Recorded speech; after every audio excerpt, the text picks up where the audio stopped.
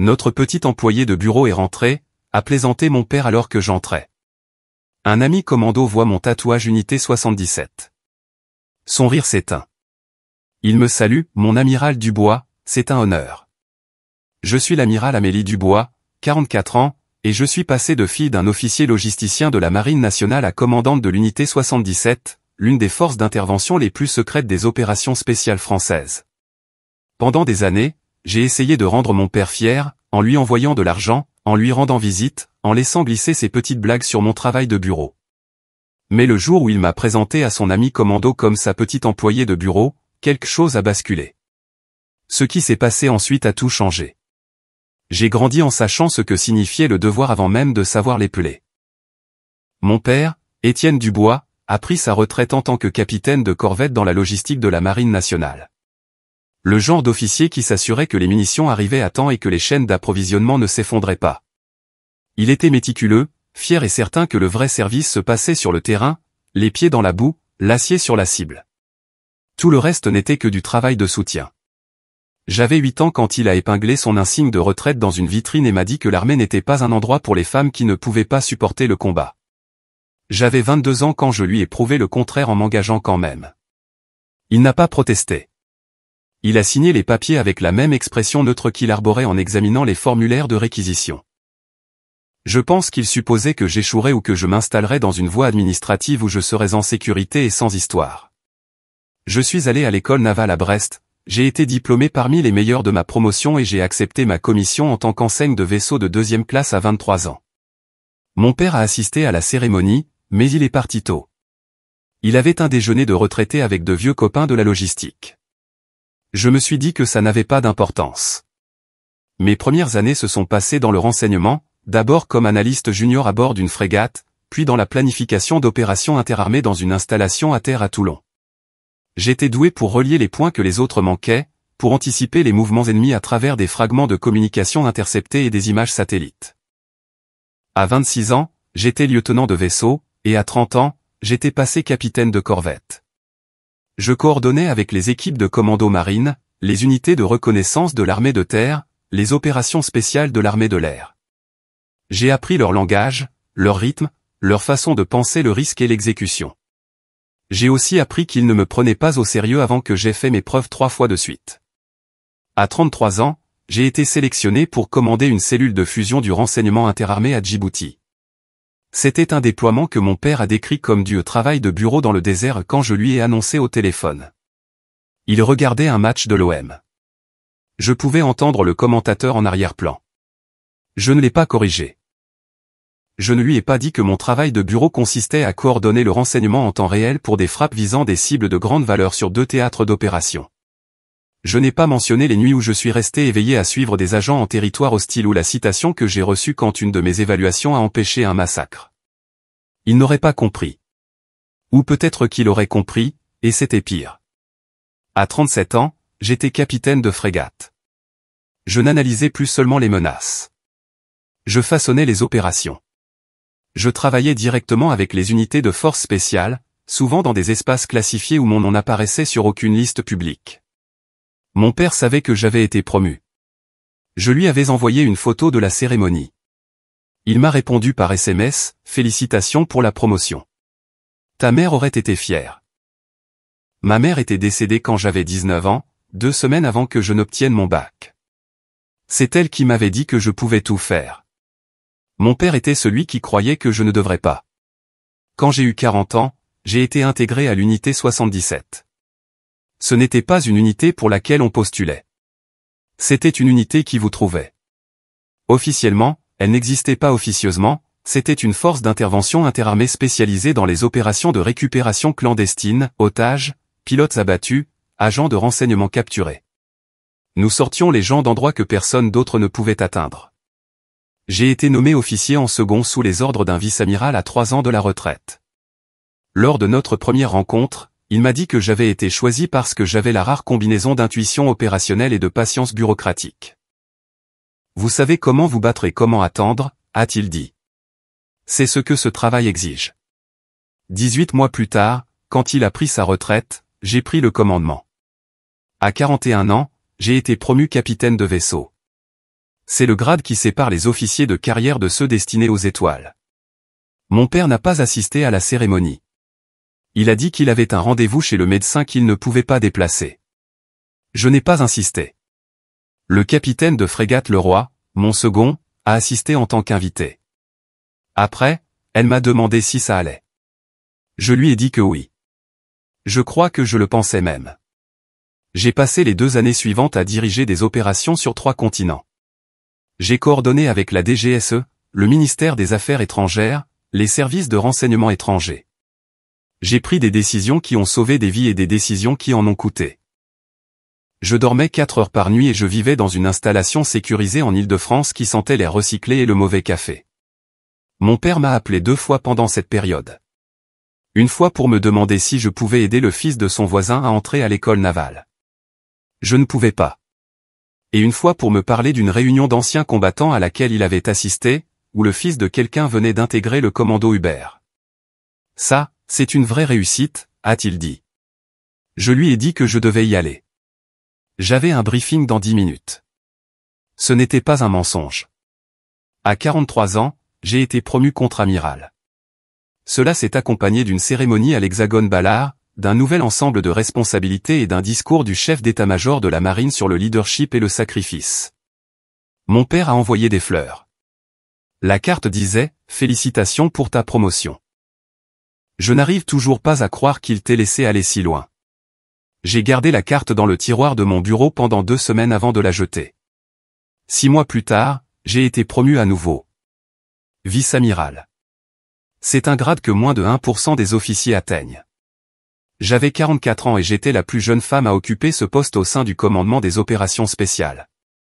L'unité 77 était toujours la mienne, bien que mon rôle soit passé du commandement direct à la supervision stratégique. Je passais plus de temps dans les salles de briefing que dans les centres d'opération, plus de temps à gérer les égos et les attentes que les missions. C'était un travail nécessaire. Ce n'était pas le travail que mon père comprenait. Il m'appelait toujours 1 fois par mois. Les conversations étaient courtes, superficielles. Il me demandait comment j'allais. Je répondais bien. Il me parlait de son jardin ou de ses soirées poker avec d'autres retraités. Il ne me posait jamais de questions sur mon travail. Je n'en parlais jamais. C'était devenu un rythme, un script que nous suivions parce qu'aucun de nous ne savait comment le briser. Je me disais que c'était suffisant. Je me disais que je n'avais pas besoin de son approbation. Mais chaque fois que je raccrochais, je ressentais le même vide que j'avais ressenti à 23 ans, debout dans ma tenue blanche d'apparat pendant qu'il partait tôt pour un déjeuner. Je lui envoyais de l'argent quand sa pension ne suffisait pas. J'ai fait venir un artisan pour réparer son toit après une tempête. Je m'assurais qu'il avait tout ce dont il avait besoin, même s'il ne demandait jamais rien. C'était plus facile que d'affronter la vérité, j'avais passé 2 décennies à faire mes preuves auprès d'un homme qui ne me verrait jamais comme autre chose que la fille qui classait autrefois ses dossiers. J'étais amiral. Je commandais l'une des unités les plus prestigieuses de l'armée française. Et pour lui, j'étais toujours juste quelqu'un qui brassait du papier. C'était le contexte quand je suis rentré en permission au printemps dernier. Je n'étais pas revenu depuis près d'1 an. Je me suis dit qu'il était temps. Je me suis dit que peut-être les choses seraient différentes. J'aurais dû mieux savoir. Les signes étaient toujours là. J'avais juste choisi de ne pas les voir. Ou peut-être que je les voyais et que je me convainquais qu'ils n'avaient pas d'importance. Mon père avait une façon de diminuer les choses sans paraître cruel. Il n'élevait jamais la voix. Il ne m'insultait jamais directement. Il faisait simplement comprendre, de 1000 petites manières, que ce que je faisais n'était pas un vrai service. Cela a commencé quand j'étais encore lieutenant de vaisseau. Je suis rentré pour Noël et il m'a présenté à son groupe de poker comme ma fille, la fille de la marine. L'un d'eux m'a demandé ce que je faisais et avant que je puisse répondre, mon père a dit, analyse de renseignement. Beaucoup d'ordinateurs et de rapports. Pas vraiment le genre à défoncer des portes. Les hommes ont ri. J'ai souri et changé de sujet. Plus tard, quand j'ai essayé de lui parler d'une citation que j'avais reçue, il a hoché la tête et a dit, « C'est bien, ma chérie. » Puis il est retourné regarder le match. Au moment où je suis devenu capitaine de corvette, le schéma était établi. Il se vantait des enfants des autres, des fils qui étaient dans l'infanterie, pilotes, commando. Il parlait d'eux avec une révérence qu'il n'utilisait jamais pour moi. Lors d'un dîner de famille, il a passé 20 minutes à raconter l'histoire du fils de son ami qui avait terminé le stage commando. Ça, c'est un guerrier, a-t-il dit. C'est quelqu'un qui a vraiment vu le combat. J'étais assise juste là. Je venais de rentrer d'un déploiement où j'avais coordonné des frappes qui avaient démantelé tout un réseau terroriste. Je n'ai rien dit. Je ne savais pas comment rivaliser avec sa version de l'héroïsme. Quand je suis devenu capitaine de frégate à 37 ans, je l'ai appelé pour lui annoncer. Il était dans un magasin de bricolage. Je pouvais entendre le bruit de fond, les chariots élévateurs, les annonces à l'interphone. Il a dit, c'est super, Amélie. Vraiment super. Et, je dois prendre du bois avant qu'il ne ferme. On se parle plus tard. Nous ne nous sommes pas parlé plus tard. 3 semaines se sont écoulées avant qu'il ne rappelle. Et quand il l'a fait, il n'a pas mentionné la promotion. Il m'a demandé si je connaissais quelqu'un qui pourrait aider le neveu de son copain à trouver un travail sur une base. Je lui ai donné un numéro de contact. Il m'a remercié et a raccroché. Le point de rupture aurait dû arriver plus tôt, mais je continuais à trouver des excuses. Il était de la vieille école. Il ne comprenait pas la structure militaire moderne. Il venait d'une génération qui voyait les femmes en uniforme comme des anomalies. Je rationalisais ces dénigrements comme de l'ignorance, pas de la méchanceté. Mais la vérité était plus simple et plus dure. Il ne respectait pas ce que je faisais parce qu'il ne le considérait pas comme réel. Quand j'ai été promu capitaine de vaisseau à 41 ans, je l'ai invité à la cérémonie. Je lui ai envoyé les détails 2 mois à l'avance. J'ai appelé pour confirmer une semaine avant. Il a dit qu'il serait là. Le matin de la cérémonie, il a appelé et a dit qu'il avait un rendez-vous chez le médecin. C'est prévu depuis des mois, a-t-il dit. Je ne peux pas le déplacer. J'ai demandé quel était le rendez-vous. Il a dit que c'était une routine. Je n'ai pas insisté. Je lui ai dit que ce n'était pas grave. Le capitaine de frégate Le Roi s'est tenu à mes côtés pendant la remise des galons. Après, elle m'a demandé si je voulais prendre un verre. J'ai dit non. Je suis retourné à mes quartiers et j'ai fixé le mur pendant 1 heure. Mon père a appelé 2 jours plus tard pour demander comment ça s'était passé. Je lui ai fait un bref résumé. Il a dit, eh bien, tu as toujours été doué pour le côté administratif des choses. C'est une compétence précieuse. J'ai senti quelque chose se fissurer en moi, un petit morceau d'espoir que je ne savais pas que je tenais encore. Je l'ai remercié et j'ai mis fin à l'appel. Je n'ai pas pleuré. J'avais arrêté de pleurer pour lui il y a des années. Les commentaires ont continué. Chaque visite, chaque appel téléphonique, il y avait une pique subtile déguisée en humour ou en observation. Notre petit employé est probablement en train d'organiser les chaînes d'approvisionnement, disait-il à ses amis, où Amélie fait tout le travail en coulisses.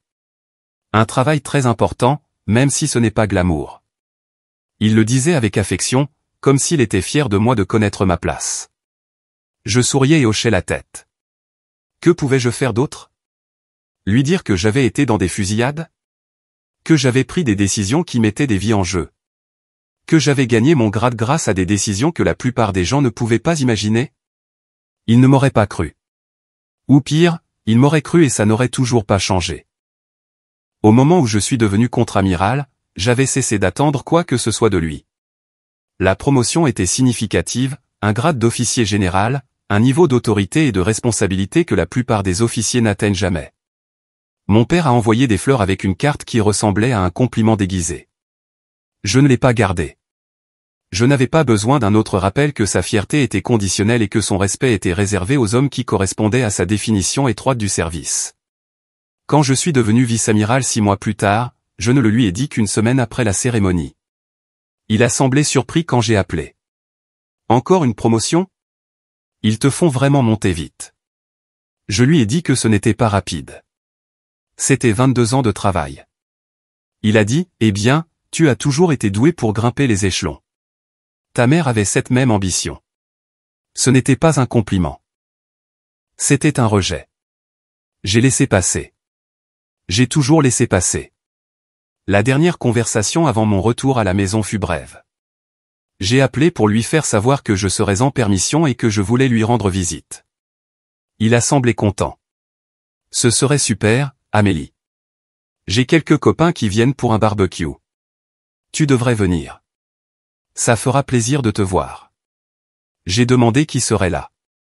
Il a énuméré des noms, de vieux copains de la marine, quelques gars de séjour dans la logistique. Et Jacques Renaud, un commandant des commandos marines avec qui il était resté en contact au fil des ans. Jacques est un sacré opérateur, a dit mon père. Tu l'aimeras. Un vrai combattant. J'ai dit que je serais là. J'ai raccroché et j'ai fixé mon téléphone, me demandant pourquoi je continuais à m'infliger ça. J'ai conduit 6 heures pour arriver chez mon père. La route était familière, l'autoroute A6 à travers la Bourgogne, bifurquant vers l'ouest en direction des contreforts du Massif central, où il avait pris sa retraite il y a 15 ans. La maison était petite, un plein-pied avec un abri pour voiture et une pelouse qui avait besoin d'être tondue. Je suis arrivé juste après 13 heures un samedi. L'allée était déjà bondée de pics UPS et d'un 4x4 avec une plaque d'anciens combattants. Je me suis garé dans la rue et je suis resté assise dans ma voiture un instant, pour me ressaisir. J'étais en tenue d'apparat blanche. Je venais directement d'une cérémonie à Paris et je n'avais pas eu le temps de me changer. Je me suis dit que ça n'avait pas d'importance. Ce n'était qu'un barbecue. Mon père était dans le jardin quand j'ai contourné la maison. Il se tenait près d'un barbecue, une bière à la main, parlant à 3 hommes que je ne reconnaissais pas. L'un d'eux était plus jeune, peut-être dans la fin de la trentaine, avec la carrure et l'allure de quelqu'un qui courait encore 15 kilomètres avant le petit déjeuner. Ça devait être Renaud. Mon père m'a vu le premier. Il a souri et a levé sa bière. Notre petit employé de bureau est rentré, a-t-il crié assez fort pour que tout le monde entende. Les hommes se sont tournés. Quelques-uns ont gloussé. J'ai forcé un sourire et j'ai continué à marcher. Mon père m'a rejointe à mi-chemin dans le jardin et m'a prise dans une étreinte d'un seul bras. Regarde-toi, toute pomponnée. Tu sors d'une réunion ou quoi? Je lui ai dit que j'étais à une cérémonie de passation de commandement à Paris. Il a hoché la tête distraitement, se tournant déjà vers ses amis. Les gars, voici ma fille, Amélie. Elle est dans la marine. Elle s'occupe de toute la paperasse du renseignement et de la coordination. Un vrai travail de cerveau. L'un des hommes plus âgés m'a serré la main. Logistique? A-t-il demandé. J'ai dit, renseignement et opérations spéciales. Il a hoché la tête comme s'il ne connaissait pas la différence. L'homme plus jeune, Renaud, s'est avancé. Il avait des yeux perçants et ce genre d'intensité calme qu'on voit chez les opérateurs qui ont passé des années dans des endroits difficiles. Il a tendu la main et je l'ai serré. Commandant Renaud, a-t-il dit. Enchanté de vous rencontrer, mon amiral. De même, ai-je dit. Mon père lui a tapé sur l'épaule. Jacques ici vient de rentrer d'une mission à l'étranger. Il ne peut pas en parler, mais disons simplement qu'il a tenu les méchants en respect. Renaud a souri poliment mais n'a rien dit. Je l'ai tout de suite apprécié. Nous nous sommes dirigés vers le barbecue. Mon père m'a tendu une bière et la conversation a dérivé sur le sport, le temps, les sujets habituels et sans danger que les hommes abordent quand ils ne sont pas sûrs de quoi dire. Je me tenais en marge du groupe, écoutant à moitié, essayant de décider combien de temps je devais rester avant de pouvoir trouver une excuse et partir. C'est alors que Renaud a vu le tatouage. Il était sur mon avant-bras gauche, juste en dessous de la manche de ma tenue d'apparat blanche. Un trident avec les chiffres 77 en dessous. Petit et précis. Je l'avais fait il y a des années, à l'époque où l'unité 77 était encore nouvelle et où nous cherchions encore notre identité. C'était une décision stupide avec le recul.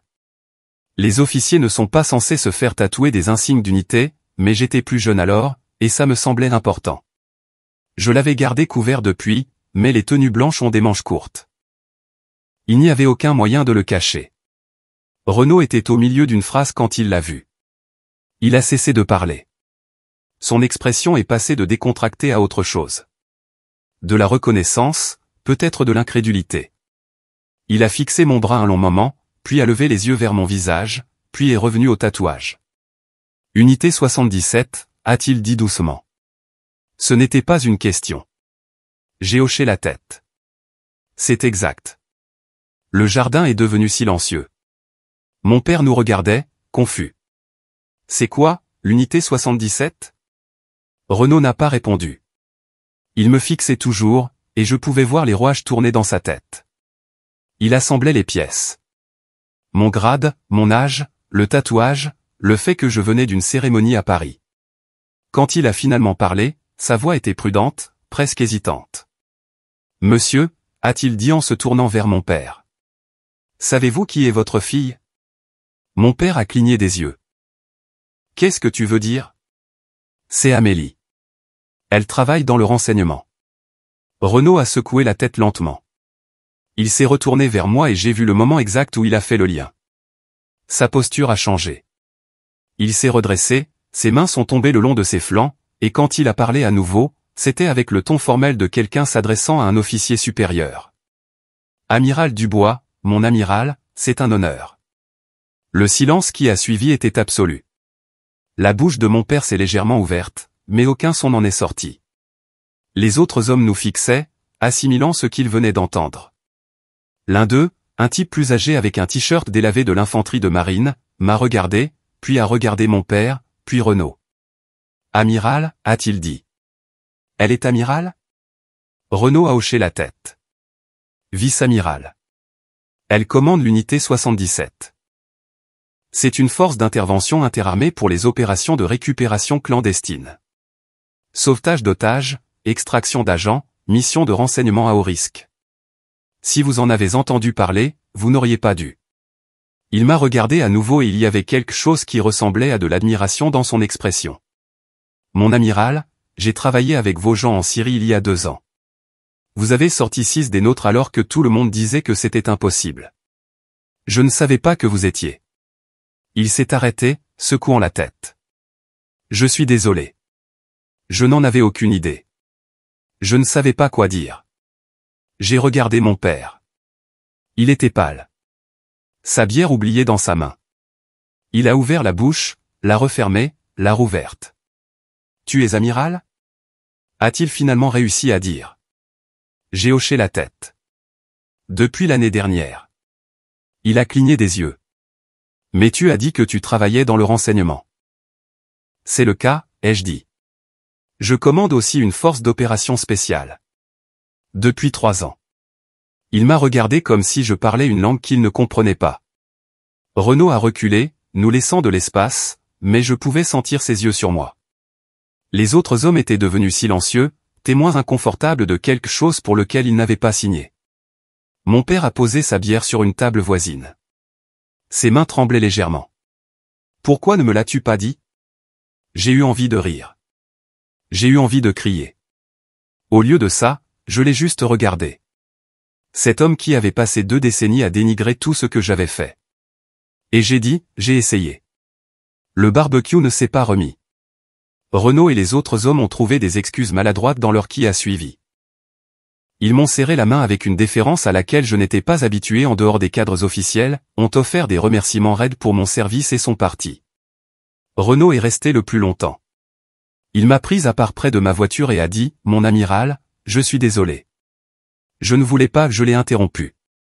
Vous n'avez rien fait de mal, commandant. Au contraire, je devrais vous remercier. » Il a hoché la tête, mais il avait toujours l'air mal à l'aise. « Votre père est un homme bien, » a-t-il dit. « Il parle de vous tout le temps. Il est fier de vous. » Je ne l'ai pas corrigé. Ça n'aurait servi à rien. Quand tout le monde est parti, je suis rentré. Mon père était assis à la table de la cuisine, fixant le vide. La maison était silencieuse, à l'exception du bourdonnement du réfrigérateur et du bruit lointain d'une tondeuse à gazon chez un voisin. Je suis resté dans l'embrasure de la porte un moment, ne sachant pas si je devais m'asseoir ou partir. Il a levé les yeux vers moi, et pour la première fois de ma vie, j'ai vu quelque chose que je ne reconnaissais pas dans son expression. Pas de la colère, pas du dédain, mais de la honte. « Je ne savais pas » a-t-il dit doucement. J'ai tiré une chaise et me suis assise en face de lui. « Tu n'as pas demandé. » Il a tressailli. C'était un petit mouvement, à peine perceptible, mais je l'ai vu. Je pensais, il s'est arrêté, secouant la tête. Je pensais que tu faisais du travail administratif. De la coordination. Je ne savais pas que tu étais, il a fait un geste vague, incapable de finir la phrase. Un officier général, ai-je offert. La commandante d'une unité d'opération spéciale. Quelqu'un qui a passé les 20 dernières années à faire exactement ce que tu disais que les femmes ne pouvaient pas faire. Il a détourné le regard. Je n'ai pas dit ça. Tu n'as pas eu besoin. Les mots sont sortis plus brusquement que je ne l'avais prévu, mais je ne les ai pas repris. Chaque fois que j'essayais de te dire ce que je faisais, tu changeais de sujet. Chaque fois que je rentrais à la maison, tu me présentais comme ton employé de bureau. Tu as dénigré chaque promotion, chaque déploiement, chaque parcelle de ma carrière comme si ça n'avait pas d'importance. Alors non, papa. Tu ne l'as pas dit. Mais tu l'as rendu très clair. Il est resté silencieux un long moment. Quand il a finalement parlé, sa voix était. Je ne voulais pas, il s'est arrêté à nouveau, luttant. Je pensais que je te protégeais. Je pensais que si je n'en faisais pas tout un plat, tu ne serais pas blessé si les choses ne marchaient pas, je l'ai dévisagé. Les choses ont marché. Je suis amiral. J'ai fait des choses que la plupart des gens n'entendront jamais. Et tu ne me protégeais pas, tu te protégeais toi-même. Il n'a pas argumenté. Il est resté assis là, cet homme qui avait passé toute sa vie à croire qu'il comprenait comment le monde fonctionnait, réalisant peut-être qu'il se trompait. J'ai pensé à partir. J'ai pensé à sortir et à ne jamais revenir. Mais il y avait quelque chose sur son visage, une petite fissure dans l'armure qu'il avait portée si longtemps qui m'a fait rester. Pourquoi n'es-tu pas venu à mes cérémonies? Ai-je demandé. Pourquoi n'as-tu jamais demandé ce que je faisais réellement? Il s'est frotté le visage avec ses deux mains. Je ne sais pas, a-t-il dit. J'imagine que j'avais peur. Peur de quoi? De réaliser que je m'étais trompé sur toi. L'aveu flottait dans l'air entre nous. Je ne savais pas comment répondre. Une partie de moi voulait l'absoudre, dire que ce n'était pas grave, que nous pouvions passer à autre chose. Mais ce n'était pas grave. 20 ans de dénigrement ne pouvaient pas être effacés par un seul moment d'honnêteté. Je dois y aller, ai-je dit en me levant. Il a levé les yeux, paniqué. Amélie, attends. Je ne pars pas pour toujours, ai-je dit. J'ai juste besoin d'air. Je suis sorti sur le porche et me suis assise sur les marches. Le soleil commençait à se coucher, projetant de longues ombres sur le jardin. J'ai pensé à chaque fois qu'il m'avait présenté comme son employé de bureau, chaque fois qu'il s'était vanté du fils de quelqu'un d'autre, chaque fois qu'il m'avait fait sentir que j'étais moins que rien. Et j'ai pensé à Renaud, à la façon dont son expression avait changé quand il avait vu le tatouage, à la façon dont il s'était redressé et m'avait appelé mon amiral. C'était la première fois que mon père voyait quelqu'un me traiter avec le respect que j'avais gagné. Il est sorti 10 minutes plus tard et s'est assis à côté de moi. Nous n'avons pas parlé pendant un moment. Finalement, il a dit, je suis désolé. Je ne l'ai pas regardé. Pourquoi exactement? Pour ne pas t'avoir vu, a-t-il dit. Pour ne pas avoir compris ce que tu faisais. Pour t'avoir fait sentir que ça n'avait pas d'importance. J'ai hoché la tête lentement. D'accord. C'est tout, a-t-il demandé. Juste d'accord? Je me suis tourné pour lui faire face. Que veux-tu que je dise? Que ce n'est pas grave? Que je te pardonne? Je ne sais pas encore si je peux. Tu as passé 2 décennies à me traiter comme si je jouais à faire semblant. As-tu la moindre idée de ce que ça fait? Il a secoué la tête. Non, je ne sais pas, alors donne-moi du temps, ai-je dit. Donne-moi du temps pour savoir si je peux surmonter ça. Il a hoché la tête. Nous sommes restés assis en silence un peu plus longtemps. Et puis il a dit, 77. C'est vraiment ça que tu commandes? Oui. Et tu fais ça depuis combien de temps? 3 ans de commandement. Mais je travaille dans les opérations spéciales depuis plus de 10 ans. Il a laissé échapper un long soupir. Mon Dieu, Amélie, je n'en avais aucune idée. Je sais, ai-je dit. Et c'était ça, le problème. Je n'ai pas vu mon père pendant 3 mois après ça. Nous nous sommes parlé au téléphone 2 fois, des conversations courtes et guindées où aucun de nous ne savait vraiment quoi dire. Il me demandait comment j'allais. Je disais bien. Il me demandait si j'étais en sécurité. Je lui disais ce que je pouvais, ce qui n'était pas grand-chose. Il n'insistait pas. C'était un progrès, je suppose, mais ça ne semblait pas suffisant. La nouvelle s'est répandue rapidement dans la communauté des anciens combattants de sa ville. Mon père m'a dit plus tard qu'en une semaine, tout le monde était au courant. L'homme qui avait passé des années à dénigrer la carrière de sa fille se retrouvait soudain à répondre à des questions sur ce que c'était que d'élever un officier général. Il l'a mal géré au début. Il a essayé de détourner la conversation, de minimiser, de prétendre qu'il avait toujours su. Mais les hommes avec qui il avait servi n'étaient pas stupides. Ils savaient lire entre les lignes. L'un d'eux, un colonel de l'armée de terre à la retraite, l'aurait acculé lors d'une réunion à l'amicale des anciens combattants et lui aurait dit « Étienne, tu nous dis depuis des années que ta fille brasse du papier. Pendant ce temps, elle est sur le terrain à mener des missions dont la plupart d'entre nous ne pourraient même pas rêver. À quoi tu pensais, bon sang ?» Mon père n'avait pas de réponse. Il m'a appelé ce soir-là et pour la première fois de ma vie, il avait l'air petit. « Ils savent tous », a-t-il dit. Tout le monde en parle. J'étais dans mon bureau à ce moment-là, en train d'examiner des briefings de mission pour une opération dans la Corne de l'Afrique. J'ai posé mon stylo et me suis adossé à ma chaise. Et je me sens comme un idiot.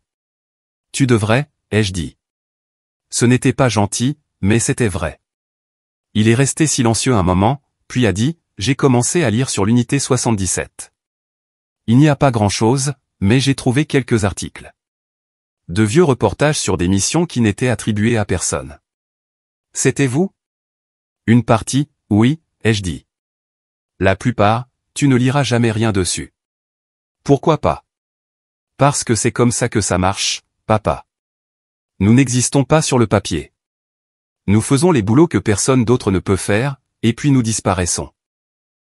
C'est le but. Il a laissé échapper un long soupir. Je n'en avais aucune idée. Je pensais. Il s'est arrêté. Je ne sais pas ce que je pensais. J'ai senti quelque chose changer en moi alors, un petit relâchement de la colère que je portais. Il essayait. C'était maladroit et inadéquat, mais il essayait. Papa, ai-je dit, j'ai besoin que tu comprennes quelque chose. Je n'ai pas fait ça pour la reconnaissance. Je ne l'ai pas fait pour te prouver que tu avais tort. Je l'ai fait parce que c'était important. Parce que des vies dépendaient de quelqu'un qui prenait des décisions difficiles, et j'étais prête à les prendre. Mais ça aurait été bien de savoir que tu voyais ça, que tu le respectais. Je le vois maintenant, a-t-il dit. Je sais que ça ne répare rien, mais je le vois. D'accord, ai-je dit. C'est un début. Nous avons parlé pendant encore 20 minutes. Il a posé des questions prudentes, hésitantes sur mon travail, mon grade, ce que signifiait commander une unité comme la 77. J'ai répondu à ce que je pouvais. Ce n'était pas une réconciliation complète, mais c'était la première vraie conversation que nous ayons eue depuis des années. Au cours des mois suivants, quelque chose a changé. Il a commencé à appeler plus souvent et les appels semblaient différents. Il n'essayait pas de m'impressionner avec des histoires sur les réussites des autres. Il ne dénigrait pas ce que je faisais. Il me demandait comment s'était passée ma journée, mes déploiements, les gens avec qui je travaillais. Il ne comprenait toujours pas la plupart des choses, mais il essayait. Ça comptait. Il a aussi commencé à suivre une thérapie. Il ne me l'a pas dit au début. Je l'ai découvert par un ami commun qu'il a croisé au centre de soins des anciens combattants. Quand je lui en ai parlé, il était gêné. Je me suis dit que je devrais parler à quelqu'un, a-t-il dit. À propos de quoi? À propos de la façon dont je t'ai traité. À propos de pourquoi je n'ai pas pu voir ce qui était juste devant moi. Je ne savais pas quoi dire. J'ai opté pour « c'est bien, papa ». Je suis contente. J'ai vu le changement d'autres manières aussi. Il a arrêté de se vanter des enfants des autres. Il a arrêté de me présenter comme son employé de bureau. Quand quelqu'un demandait ce que je faisais, il disait « elle est vice-amiral dans la marine.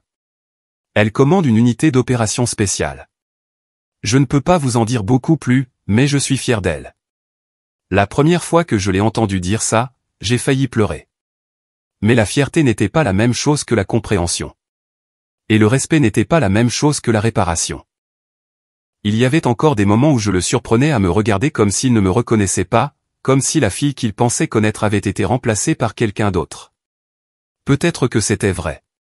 Peut-être que j'avais tellement changé que la fille dont il se souvenait n'existait plus. Ou peut-être qu'elle n'avait jamais existé. Je me suis plongé dans le travail. C'était plus facile que de gérer le désordre à la maison. J'avais des opérations à planifier, des gens à protéger, des missions à exécuter. L'unité 77 a mené 3 opérations majeures ces mois-là, toutes réussies.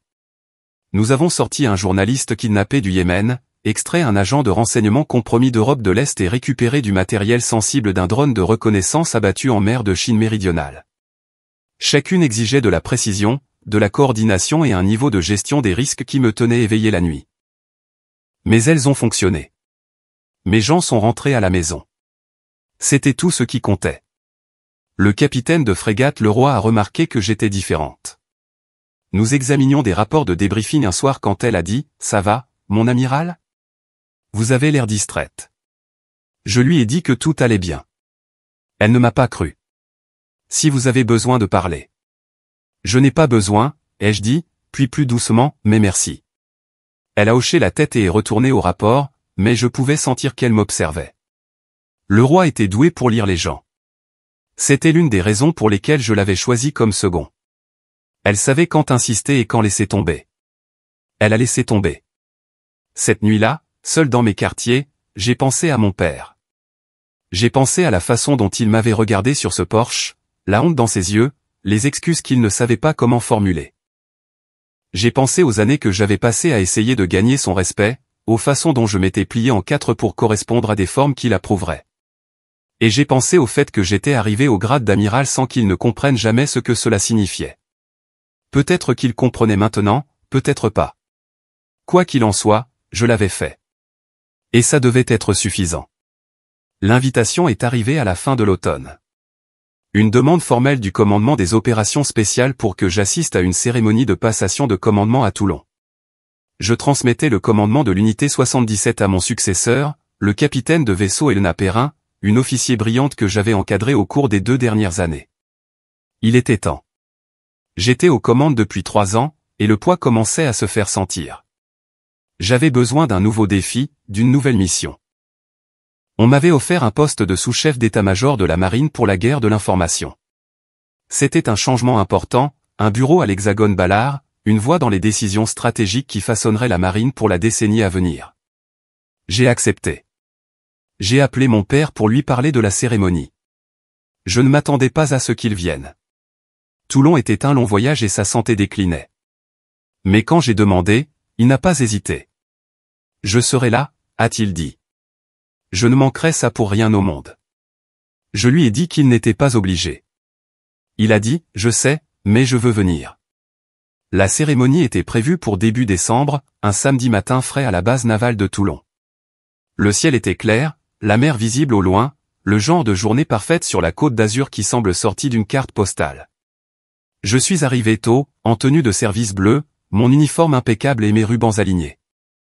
La cérémonie serait formelle, des dignitaires, des officiers supérieurs, un discours ou deux. J'avais déjà fait ça, mais jamais de ce côté. Jamais en tant que celle qui partait. Mon père est arrivé 1 heure avant le début de la cérémonie. Je l'ai vu de l'autre côté de la place d'armes, marchant lentement avec une canne que je ne savais pas qu'il utilisait. Il portait son vieil uniforme de service, celui qu'il gardait dans une housse depuis 15 ans. Il lui allait différemment maintenant, plus lâche à certains endroits, plus serré à d'autres. Il avait l'air plus vieux, plus petit, mais il se tenait droit. Quand il m'a rejointe, il a salué. J'ai rendu son salut, puis je l'ai pris dans mes bras. « Tu n'étais pas obligé de porter l'uniforme, ai-je dit. »« Je voulais, » a-t-il répondu.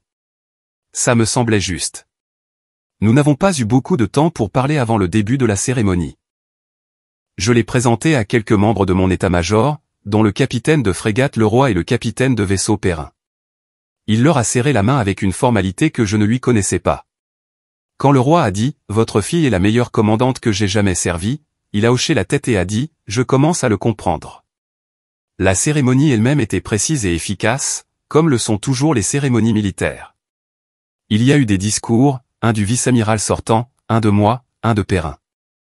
J'ai parlé du service, de la mission, des personnes extraordinaires que j'avais eu l'honneur de diriger. Je n'ai pas parlé de mon père, mais quand j'ai regardé la foule et que je l'ai vu debout au premier rang, des larmes coulant sur son visage, j'ai senti quelque chose se briser en moi. Après la cérémonie, après les poignées de main et les photos et les petites conversations obligatoires, mon père et moi avons trouvé un coin tranquille près du front de mer. Nous nous sommes assis sur un banc surplombant la rade, le son des mouettes et des moteurs de bateaux lointains remplissant le silence entre nous. Il a été le premier à parler. J'aurais dû savoir, Amélie. C'était la première fois qu'il m'appelait comme ça depuis des années. Ma mère m'appelait Amélie. Il avait arrêté après sa mort.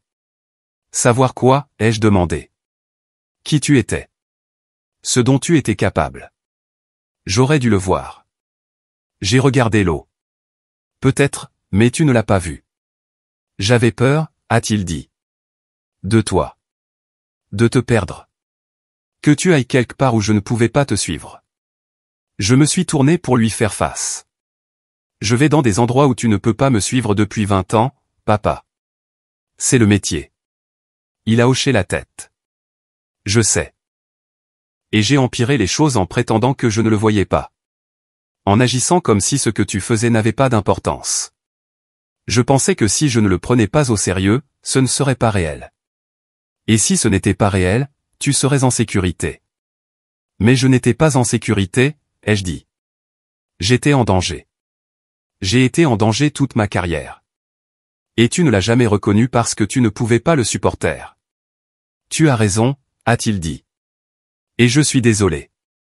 Nous sommes restés assis en silence un moment. Puis il a fouillé dans sa veste et en a sorti une petite boîte. Il me l'a tendue sans un mot. À l'intérieur se trouvait sa chevalière de la marine, celle qu'il avait portée pendant 30 ans. Qu'est-ce que c'est? Ai-je demandé. Elle est à toi, a-t-il dit. J'aurais dû te la donner il y a longtemps. Papa, je ne peux pas. Si, tu peux, a-t-il interrompu. Tu l'as mérité. Tu l'as mérité plus que moi. J'ai tenu la bague dans ma main, sentant son poids. Elle était rayée et usée, l'or terni par des décennies de port. Elle sentait légèrement le métal et l'air salin. Je l'ai glissée à mon doigt. Elle était trop grande, mais je m'en fichais. Merci, ai-je dit. Il a hoché la tête, et pendant un instant, j'ai pensé que nous pourrions vraiment aller bien. Pas guéri, pas entier, mais quelque chose proche de la compréhension. Je n'ai juste jamais pensé qu'il laisserait quelqu'un comme nous diriger une unité comme ça, a-t-il dit doucement. J'ai retiré la bague et la lui ai rendue. Il avait l'air confus. Quoi? Ils ne m'ont pas laissé, papa, ai-je dit. Je l'ai mérité. Il y a une différence. Son visage s'est décomposé. Il a fixé la bague dans sa paume, puis m'a regardé. Je ne voulais pas dire. Je sais ce que tu voulais dire, ai-je dit. Et c'est ça le problème. Tu ne comprends toujours pas. Ce n'était pas une question de chance ou d'être accepté. C'était une question de faire mes preuves chaque jour pendant 20 ans. C'était être 2 fois meilleur pour obtenir la moitié du crédit. C'était prendre des décisions qui auraient brisé la plupart des gens et le faire sans reconnaissance parce que c'est ce que le travail exigeait. Il a baissé les yeux. Je suis désolé, Amélie. Je ne sais pas comment faire. Je ne sais pas comment être ce dont tu as besoin. J'avais besoin d'un père qui croyait en moi, ai-je dit. Mais je me contenterai d'un père qui essaie de comprendre. Il est resté silencieux un long moment. Puis il a refermé sa main sur la bague et a dit, j'essaie. Je sais que ça ne répare rien, mais j'essaie. J'ai hoché la tête. Je sais. Nous sommes restés assis là jusqu'à ce que le soleil commence à se coucher, peignant la rade de nuances d'orange et de rose. Ce n'était pas le pardon. Pas encore. Mais c'était quelque chose. Une fissure dans le mur. Une possibilité. Quand nous nous sommes finalement levés pour partir, il m'a offert son bras. Je l'ai pris et nous avons marché ensemble vers le parking, un vieil homme dans un uniforme démodé et sa fille, l'amiral. Aucun de nous ne savait vraiment ce qui allait suivre, mais nous étions prêts à le découvrir. Les mois qui ont suivi ont été une étude en reconstruction. Je me suis plongé dans mon nouveau rôle à l'Hexagone Ballard, apprenant les rythmes de la guerre bureaucratique, naviguant dans la politique de la planification des opérations interarmées et de la stratégie de guerre de l'information. C'était différent du commandement de l'unité 77, moins immédiat, plus abstrait, mais non moins important. Les décisions que je prenais se répercuteraient sur toute la marine, façonneraient la doctrine et les capacités pour les années à venir. Mon père et moi nous parlions chaque semaine. Les conversations étaient encore parfois maladroites, encore parfois tendues, mais elles étaient réelles. Il posait des questions sur mon travail, et je répondais autant que je le pouvais. Il me parlait de ses séances de thérapie, des choses qu'il apprenait sur lui-même. Le thérapeute dit que j'ai du mal à accepter les choses que je ne peux pas contrôler, a-t-il dit une fois. Il dit que j'ai essayé de te rendre plus petite pour ne pas avoir à m'inquiéter pour toi. Ça me semble juste, ai-je dit. Il a ri d'un rire court et amer. Oui, c'est ça. Il a commencé à lire l'histoire militaire, des livres sur le leadership, sur les femmes au combat, sur l'évolution des opérations spéciales. Il m'appelait avec des questions sur des choses qu'il ne comprenait pas. Il est dit ici que l'amiral Grasshopper a inventé les langages de programmation informatique, a-t-il dit une fois. Le savais-tu? Je lui ai dit que oui. Elle était contre-amiral, a-t-il poursuivi. Comme toi. Je n'ai jamais su ça. Il y a eu beaucoup de femmes qui ont fait des choses remarquables dans l'armée, ai-je dit. Nous l'avons juste fait discrètement. Trop discrètement, a-t-il dit. Quelqu'un aurait dû me le dire. J'ai eu envie de dire que j'avais essayé de le lui dire, que j'avais passé des années à essayer de lui faire voir, mais j'ai laissé tomber. Il apprenait. Ça devait être suffisant. Au printemps, il est venu me voir en Île-de-France. C'était la première fois qu'il venait me voir plutôt que l'inverse. Je l'ai récupéré à l'aéroport et nous avons traversé Paris, passé devant l'Hexagone Ballard, les mémoriaux et les monuments qui marquaient la capitale du pouvoir militaire français. Il regardait par la fenêtre comme un touriste, absorbant tout. Tu travailles ici, a-t-il dit, plus pour lui-même que pour moi. Tu travailles vraiment ici? Oui, ai-je dit. C'est comment? J'y ai réfléchi. Écrasant, important, frustrant, gratifiant, tout ça à la fois. Je lui ai montré mon bureau, un petit espace avec une fenêtre donnant sur la Seine, les murs tapissés de citations et de photos de divers commandements. Il est resté dans l'embrasure de la porte un long moment, regardant simplement. C'est réel, a-t-il dit doucement. C'est vraiment réel. Ça l'a toujours été, ai-je dit. Il a hoché la tête. Je sais. Je commence à le comprendre. Nous avons dîné ce soir-là dans un restaurant tranquille. Autour d'un verre de vin et de pâtes, il m'a parlé de sa vie, des choses qu'il regrettait, des façons dont il aurait aimé être différent. J'étais un bon officier logisticien, a-t-il dit. Mais j'étais un père médiocre. Je le vois maintenant. Tu n'étais pas médiocre, ai-je dit. Tu étais absent. Il y a une différence. Il a tressailli, mais il n'a pas argumenté. Tu as raison. Je l'étais. Et je suis désolé. J'ai pris une gorgée de vin, réfléchissant soigneusement à mes prochains mots. Je pensais que si je faisais assez, si j'accomplissais assez, tu me verrais enfin. Mais le problème n'était pas ce que je faisais. Le problème, c'est que tu avais déjà décidé qui j'étais. Et rien de ce que j'accomplissais ne pouvait changer ça. Jusqu'à Renault, a-t-il dit. J'ai hoché la tête. Jusqu'à Renault. Je déteste qu'il ait fallu que quelqu'un d'autre me le dise pour que je le croie, a-t-il dit. Je déteste de ne pas avoir pu le voir par moi-même. Moi aussi, ai-je dit. Mais nous en sommes là. Nous avons terminé le dîner dans un silence relatif. Ensuite, nous avons marché le long de la Seine, les lumières de la ville se reflétant sur l'eau sombre. Il se déplaçait lentement, s'appuyant sur sa canne, mais il a insisté pour marcher. Je dois te demander quelque chose, a-t-il dit après un moment. D'accord. Penses-tu que tu me pardonneras un jour? Je n'ai pas répondu tout de suite. J'ai pensé à toutes les années de dénigrement, à toutes les fois où il m'avait fait sentir invisible. J'ai pensé à la fille que j'avais été, désespérée de son approbation, et à la femme que j'étais devenue, qui avait appris à vivre sans. Je ne sais pas, ai-je dit finalement. Peut-être, mais le pardon ne va pas effacer ce qui s'est passé. Ça ne va pas me rendre les années que j'ai passées à essayer d'être assez bien pour toi. Je sais, a-t-il dit. J'avais juste besoin de t'entendre le dire. Nous avons marché en silence un peu plus longtemps. Puis il a dit, pour ce que ça vaut, tu as toujours été assez bien. C'est moi qui étais trop stupide pour le voir. Ce n'était pas l'absolution, mais c'était honnête. Et l'honnêteté, j'apprenais, était sa propre forme de réparation. La santé de mon père a décliné au cours de l'année suivante. Ça a commencé par de petites choses. Un essoufflement, de la fatigue, une toux persistante qu'il continuait de mettre sur le compte d'allergie. À l'été, les médecins avaient un diagnostic, insuffisance cardiaque congestive compliquée par des décennies d'hypertension non traitée. Ils lui ont donné 2 ans, peut-être 3 s'il avait de la chance et suivait leurs ordres. Il n'était pas doué pour suivre les ordres. Je prenais l'avion pour rentrer aussi souvent que je le pouvais, jonglant entre les briefings de l'Hexagone Ballard et les visites à l'hôpital, les appels téléphoniques sécurisés et les conversations au chevet du lit. Il détestait que je sois là, détestait que je le voie faible. Tu as des choses plus importantes à faire que de garder un vieil homme, disait-il. Je lui répondais qu'il n'y avait rien de plus important, et il secouait la tête comme s'il ne me croyait pas. Mais il parlait aussi plus ouvertement qu'il ne l'avait jamais fait auparavant, de ma mère, de son propre père, des façons dont les traumatismes générationnels se transmettent comme des héritages que personne ne veut mais que tout le monde garde. Mon père ne m'a jamais dit qu'il était fier de moi non plus, a-t-il dit une fois. Je m'étais juré d'être différent avec mes enfants. Et puis j'ai juste répété les mêmes erreurs. Tu n'étais pas obligé, ai-je dit.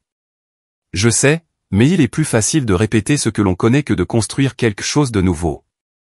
Il m'a regardé, ses yeux plus clairs qu'ils ne l'avaient été depuis des jours. Tu as construit quelque chose de nouveau. Tu as brisé le schéma. J'ai dû, ai-je dit. Il n'y avait pas d'autre option.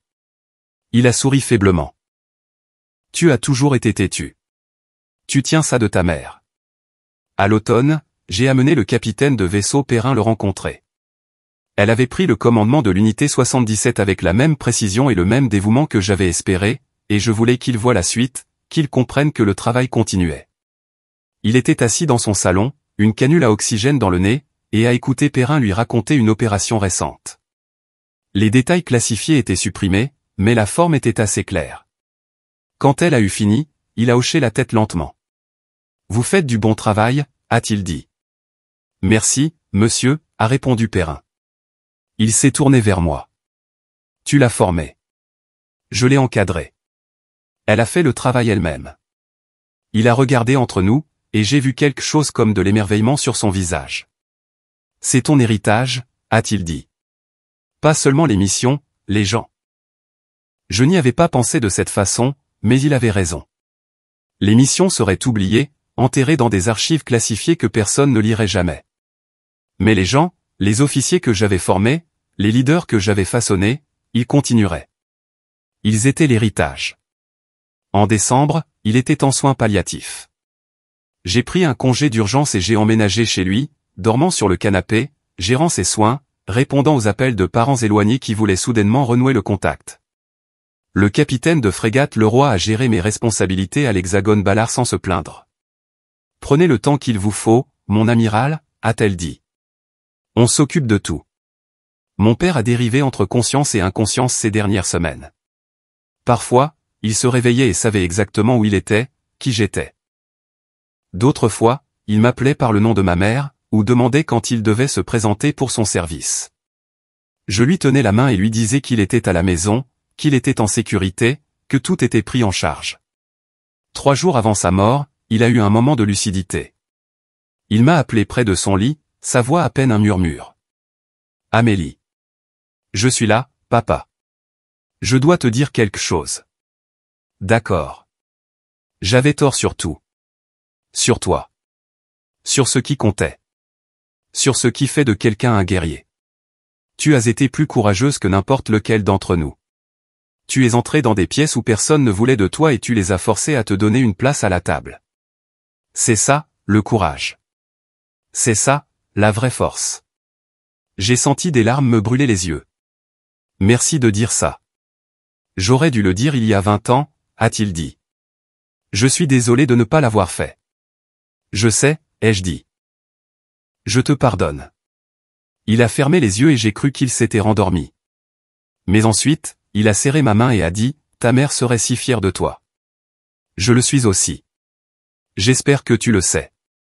Je le sais maintenant, ai-je dit. Il est mort 2 jours plus tard, un mardi matin, juste après l'aube. J'étais assise à côté de lui, lisant un livre, quand sa respiration a changé. J'ai posé le livre, j'ai pris sa main et je suis resté là jusqu'à la fin. C'était calme. C'était paisible. Ça ne ressemblait en rien à la façon dont il avait vécu, et peut-être que c'était une miséricorde. Nous l'avons enterré avec tous les honneurs militaires au cimetière du Père-Lachaise.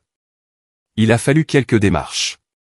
Il n'avait pas servi assez longtemps pour y avoir droit automatiquement, et son grade n'était pas assez élevé pour garantir une place. Mais j'ai passé quelques appels, j'ai tiré quelques ficelles et je l'ai fait entrer. Il aurait détesté que j'utilise ma position pour arranger ça. Il aurait aussi été secrètement ravi. Les funérailles étaient modestes.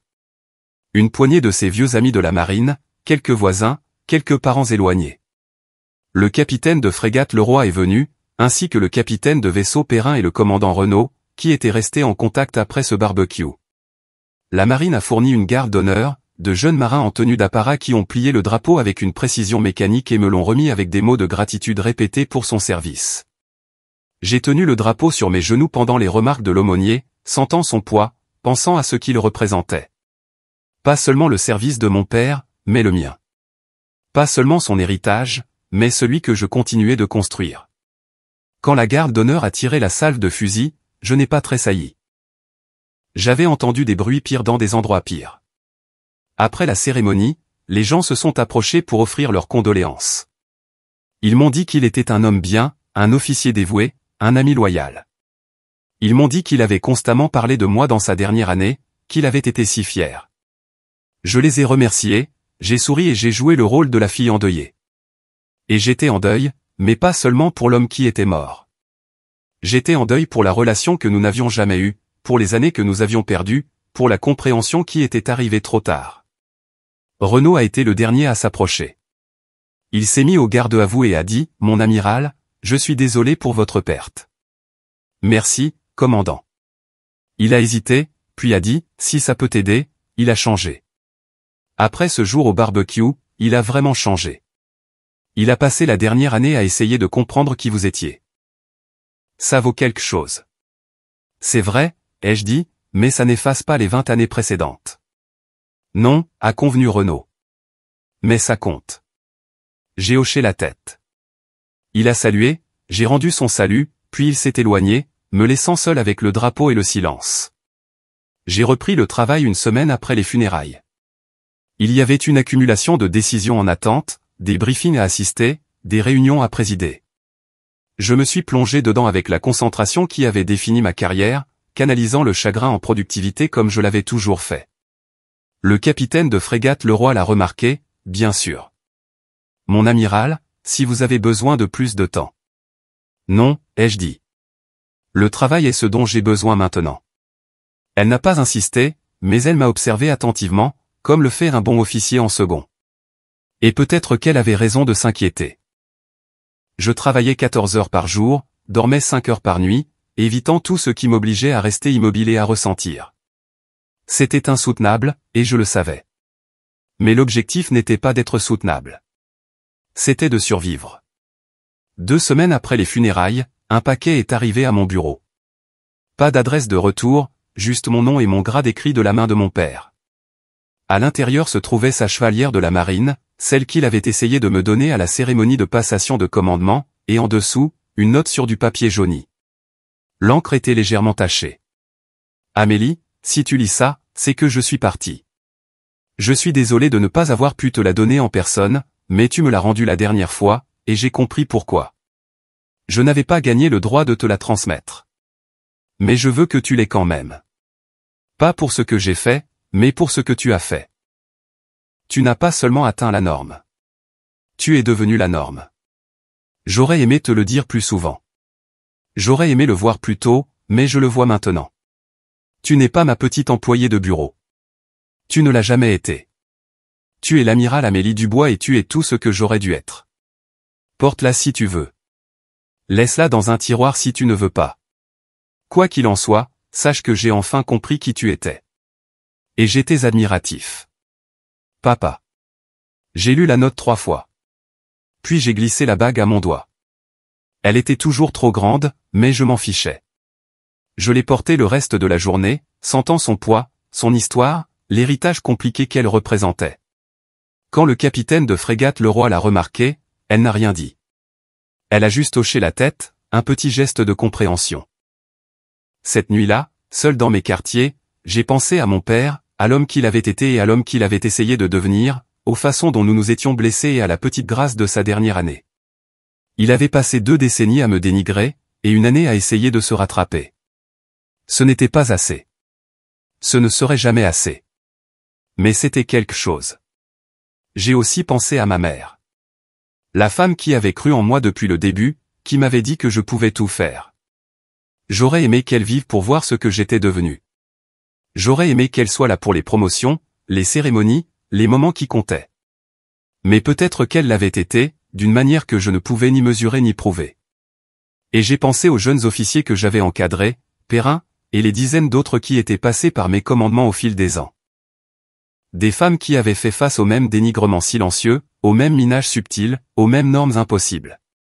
J'avais essayé de leur donner ce que je n'avais jamais eu. Quelqu'un qui les voyait, qui croyait en elles, qui dégageait le chemin pour qu'elles n'aient pas à livrer toutes les batailles que j'avais livrées. C'était ça, le vrai travail. Pas les opérations ou les missions ou les briefings classifiés. Le vrai travail, c'était de s'assurer que la prochaine génération n'aurait pas à faire ses preuves comme je l'avais fait. Le vrai travail, c'était de changer la culture.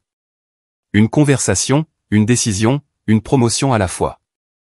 J'ai sorti mon téléphone et j'ai appelé le capitaine de vaisseau Perrin. Elle a répondu à la deuxième sonnerie. Mon amiral, tout va bien? Tout va bien, ai-je dit. Je voulais juste prendre des nouvelles. Comment se passe le commandement? Bien, mon amiral.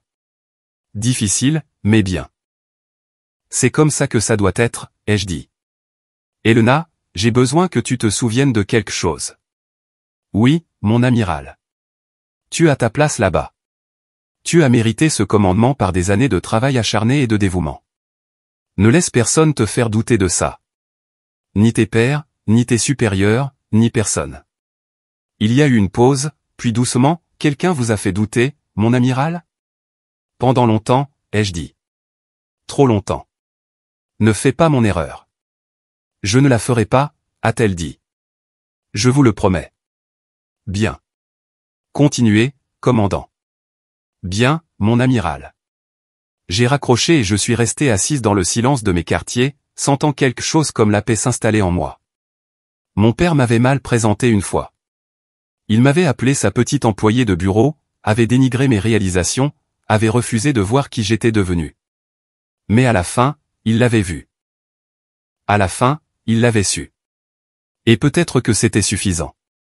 Pas le pardon, pas l'absolution, mais la reconnaissance.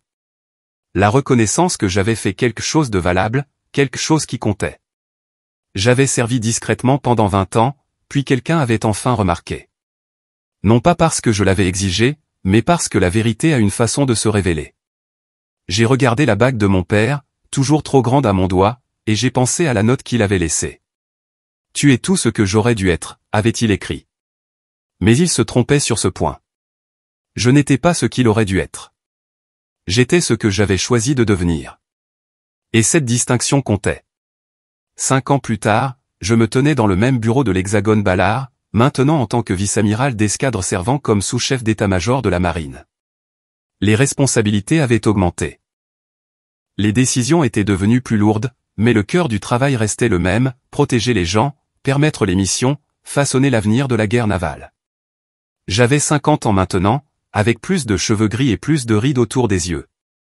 Mais j'étais toujours là, servant toujours, me battant toujours pour les choses qui comptaient. Le capitaine de vaisseau Perrin était maintenant contre-amiral Perrin, commandant sa propre force navale. Elle avait dépassé toutes les attentes que j'avais pour elle, et j'avais des attentes élevées. Nous nous parlions régulièrement, et chaque conversation me rappelait pourquoi j'avais choisi cette voie. Pas pour la reconnaissance ou la gloire, mais pour l'opportunité de construire quelque chose qui me survivrait. La bague de mon père reposait dans une petite boîte en bois sur mon bureau, à côté de sa dernière note. Je ne la portais plus. Elle était trop lâche et trop peu pratique pour le travail que je faisais, mais je la gardais près de moi. Certains jours, j'ouvrais la boîte et lisais la note, me rappelant le chemin que nous avions tous les deux parcouru. D'autres jours, je la laissais fermée, concentrée sur le présent plutôt que sur le passé. La blessure qu'il avait laissée n'avait pas complètement guéri. Je ne suis pas sûr qu'elle le ferait un jour, mais elle s'était cicatrisée, laissant derrière elle une version de moi-même plus dure et plus sage. J'avais appris que le respect ne pouvait pas être exigé, seulement révélé. Que certaines excuses passaient par un changement de comportement plutôt que par des mots. Que l'héritage ne concernait pas la reconnaissance que l'on recevait, mais les personnes que l'on élevait. Les soirs tranquilles, quand l'Hexagone Ballard se vidait et que j'avais le bureau pour moi seul, je pensais à ce barbecue, à la blague de mon père. Notre petit employé de bureau est rentré, et à la réponse du commandant Renaud, au regard sur le visage de mon père quand il avait réalisé qu'il s'était trompé. Ça aurait dû ressembler à une revanche. Au lieu de ça, ça avait ressemblé à du chagrin. Mais le chagrin n'était pas la fin de l'histoire. La fin, c'était ce qui venait après. La lente reconstruction, la réconciliation hésitante, la grâce de sa dernière année. Il avait passé 2 décennies à se tromper, et 1 année à essayer de réparer. Ça n'avait pas effacé la douleur, mais ça l'avait transformé en quelque chose de supportable, quelque chose que je pouvais porter. Je gardais sa chevalière de la marine comme un rappel, non pas de lui, mais du choix que j'avais fait. Le choix de servir quand même, d'exceller quand même, de construire une carrière qui en valait la peine, même quand personne ne regardait. Je l'avais fait pour moi, pas pour lui. Mais à la fin, il l'avait vu. Et ça avait compté plus que je ne l'aurais cru. Maintenant, debout à la fenêtre de mon bureau surplombant la Seine, je pensais à ce que je dirais à la jeune femme que j'étais si je le pouvais. Je lui dirais que la validation viendrait finalement, mais pas de la manière dont elle s'y attendait. Je lui dirais qu'elle passerait des années à faire ses preuves auprès de quelqu'un qui ne pouvait pas la voir, et que ça ferait mal, mais que ça ne la briserait pas. Je lui dirais qu'elle deviendrait amirale, qu'elle commanderait des unités d'élite, qu'elle façonnerait l'avenir de la guerre navale. Et je lui dirais que rien de tout cela ne signifierait autant que le moment où son père l'appellerait enfin par son grade. Il m'avait mal présenté une fois. Mais à la fin, il savait exactement qui j'étais. Et peut-être qu'après tout, c'était suffisant. 1 an plus tard, j'étais assise dans une salle d'audition parlementaire, témoignant sur l'avenir de l'intégration des opérations spéciales. Les questions étaient pointues, l'atmosphère tendue, et quelque part au fond de moi, je n'arrêtais pas de penser que mon père aurait été terrifié par ça. Pas à cause des enjeux, il comprenait la pression, mais parce qu'il n'aurait jamais imaginé sa fille sur cette chaise, parlant avec autorité de la stratégie de sécurité nationale à des gens qui tenaient les cordons de la bourse de la nation. L'audition s'est terminée à 16 heures. J'avais 30 minutes avant ma prochaine réunion, alors je me suis faufilé dans un couloir tranquille et j'ai vérifié mon téléphone. Il y avait un message du contre-amiral Perrin. Mon amiral, quelque chose que vous devriez voir. En dessous se trouvait un lien vers un article de blog militaire intitulé « Les amiraux invisibles, les femmes qui ont façonné la guerre navale moderne ». J'ai cliqué. Mon nom était là, aux côtés d'une douzaine d'autres. L'article était bien documenté, citant des opérations qui avaient été récemment déclassifiées, des missions que j'avais presque oubliées. Il mentionnait l'unité 77 par son nom. Apparemment, une partie de notre travail avait enfin été autorisée à la discussion publique. La section des commentaires était prévisiblement mitigée. La moitié des réponses étaient encourageantes. L'autre moitié se demandait si les femmes avaient leur place dans le commandement au combat. J'ai fermé le navigateur. Certaines batailles ne se terminent jamais. Elles changent simplement de forme. Ce soir-là, je suis allé au Père-Lachaise. Je n'y étais pas retourné depuis les funérailles, et je n'étais pas sûr de pourquoi j'y allais maintenant. Peut-être parce que l'audition m'avait épuisé. Peut-être parce que voir mon nom imprimé à côté d'opérations spéciales et de missions classifiées m'a fait penser au temps qu'il avait fallu pour que quelqu'un le remarque. Peut-être parce que j'étais fatigué de porter ce poids seul. Le cimetière était presque vide à 7 heures.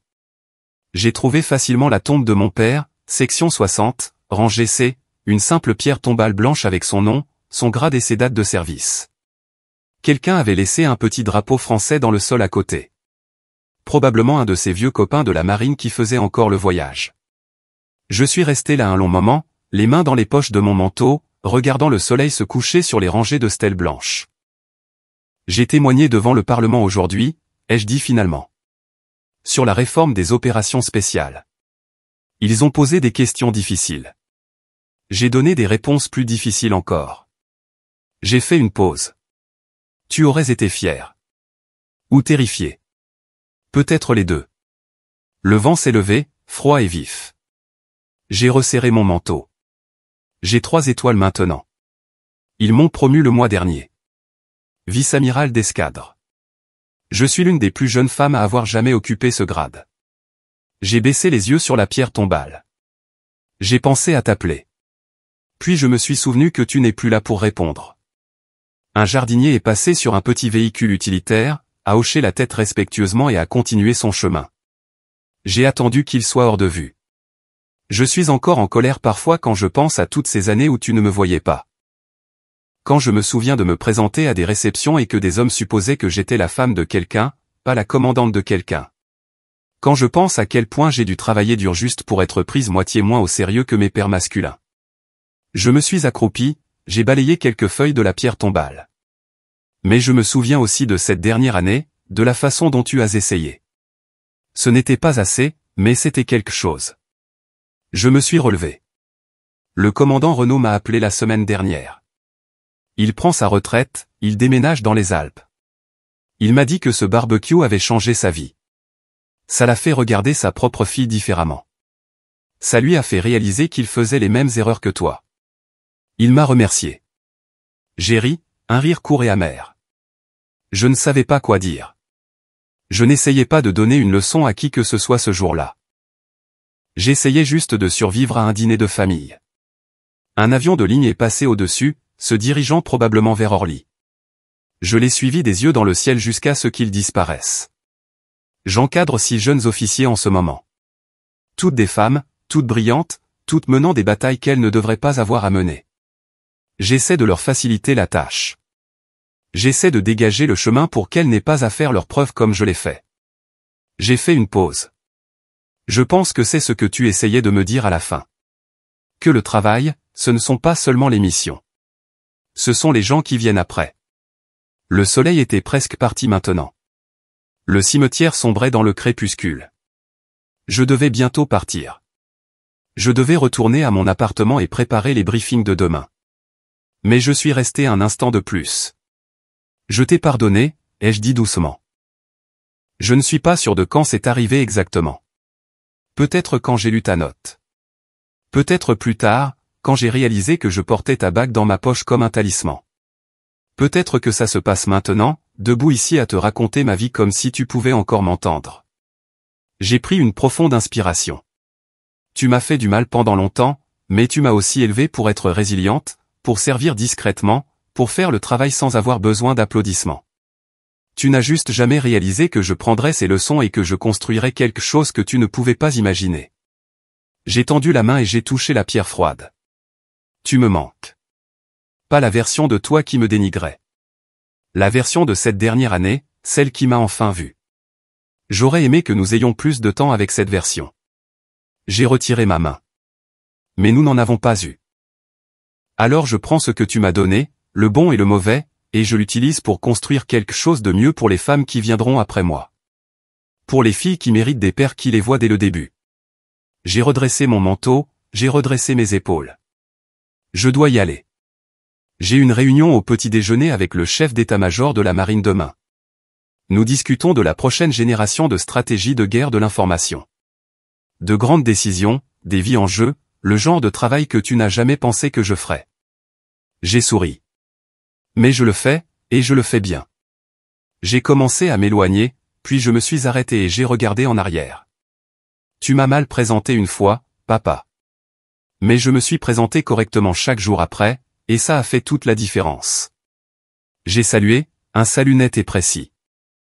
Puis je me suis retourné et j'ai marché vers ma voiture, emportant son souvenir et ma propre certitude durement acquise d'avoir mérité chaque étape du voyage. Les grilles du cimetière se fermaient alors que je sortais en voiture. Dans mon rétroviseur, je pouvais voir les pierres tombales disparaître dans l'obscurité, rangée après rangée de militaires qui avaient tout donné. Mon père était parmi eux maintenant, et un jour je le serais aussi. Mais pas encore. J'avais encore du travail à faire. C'est ainsi que sa petite employée de bureau est devenue l'amiral qu'il n'a jamais vu venir.